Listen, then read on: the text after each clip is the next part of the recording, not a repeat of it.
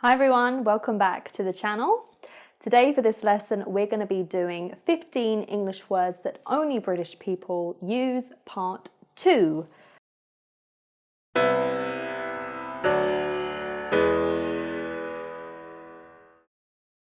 So I have originally done a part 1 for this video, so you can go check that out in my previous videos, or it should be linked down below for you guys. So, like I mentioned last time, these words are definitely informal words, so you really need to be careful who you're going to be using these with. So I suggest that you use them with people that you know, or friends, classmates, things like that. And obviously just remember that they are only used in the UK, so if you're traveling to America, it's probably best not to use these because they probably won't know what you're talking about. So let's start with number 1. For number 1, we have fancy a cuppa. So you guys can probably guess what a cuppa is based on the word cup, but it basically means, would you like a cup of tea? So it's an informal way to say that. So yeah, of course, cuppa means cup in this case. And, you know, in the UK, we also use fancy, which means would you like? So a simple example could be, do you fancy a cuppa? On to number 2, we have chuffed. Now, chuffed is another way to say that you are very happy with something. So you could say something like, I'm really chuffed with my exam results. For number 3, we have grub. Now, actually, I recently did a lesson with a student and we were talking about food, and we looked at an article from the BBC and he saw the word grub and he just said to me, you know, what does this mean? I've never seen this word before. So actually grub is just a synonym, you know, an informal synonym for food. But we're more likely to use this word when we're talking about dishes or meals rather than just singular food. So an example could be, that grub at the pub was lovely. For number 4, we have to be pissed. Now, pissed is quite a controversial word in some cases, so you have to be very careful, again, who you're going to use this with, because pissed actually has 2 meanings. So the first meaning is to be very angry about something, and the second meaning is to be drunk. So let me give you 2 examples. So you could say, I'm really pissed, or I'm really pissed off. He has really annoyed me. Or, my friend got totally pissed last night when we went out. For number 5, we have botch job.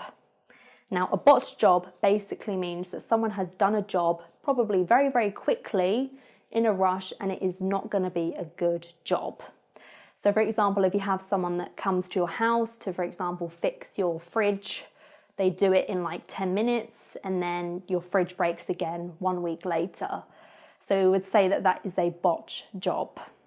And another example we could use is, Mark did a botch job on my cabinets, they're wonky. And if you guys don't know what wonky means, that's another British English term for not straight. For number 6, we have budge up.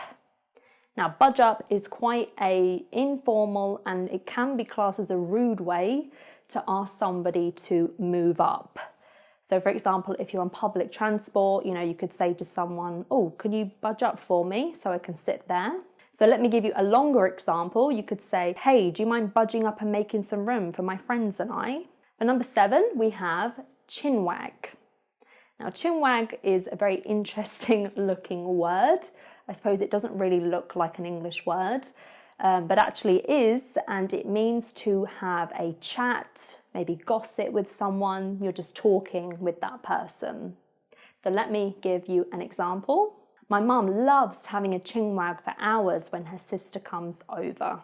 Number 8, we have chock-a-block.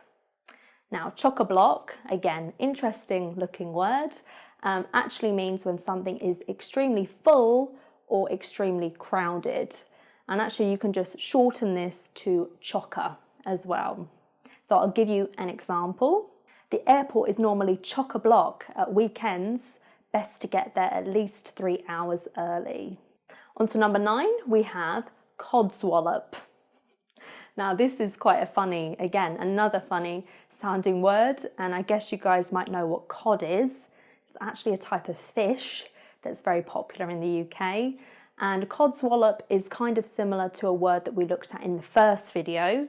So it's very similar to rubbish. You know, that's rubbish, or that's stupid, or that's a lie, something like that. And if you're a fan of Harry Potter, you've probably heard Hagrid actually use this in the films. So the very classic phrase that a lot of people would use is, what a load of codswallop. For number 10, we have doddle. So doddle basically means when something is easy. You can say that's a doddle. And some people think that this comes from the word toddler as well, maybe. So I'll give you an example sentence. That English test was a doddle. I finished it in 10 minutes. For number 11, we have faff. So to faff, or to faff around, means basically to waste your time by doing nothing. So it's very, very similar to procrastinating. So I'll give you an example. Your mum could say to you, stop faffing around and get on with your homework. Number 12, to flog something.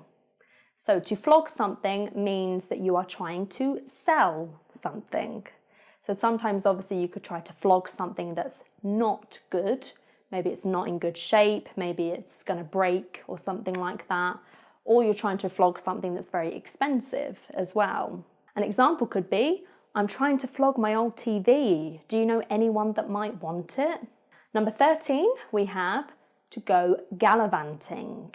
So gallivanting, again, doesn't really look like an English word, but it is very commonly used to suggest that you are going to roam around, or you're going to go somewhere just for kind of fun.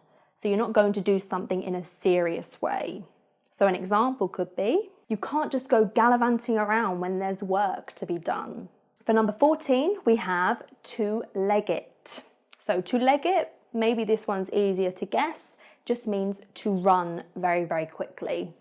So an example is, she legged it down the street when she was chased by a dog. And for the last one, number 15, to nick something or to nick someone. So nick actually has kind of three meanings actually in British English. And the first one is to go to jail, so you can get nicked. Or to nick something means that you are stealing something. And sometimes people refer to prison as the nick as well. So I'll give you some examples. You will get nicked if you try to steal from that store. And many people get their stuff nicked on the underground in Madrid. Okay guys, so before we finish, don't forget that these words are completely informal, so only use them with people that you know or your friends. And if you would like to see another part for this video, don't forget to leave a comment down below, and don't forget to turn on the notification bell so you don't miss any future videos. I'll see you guys in the next one.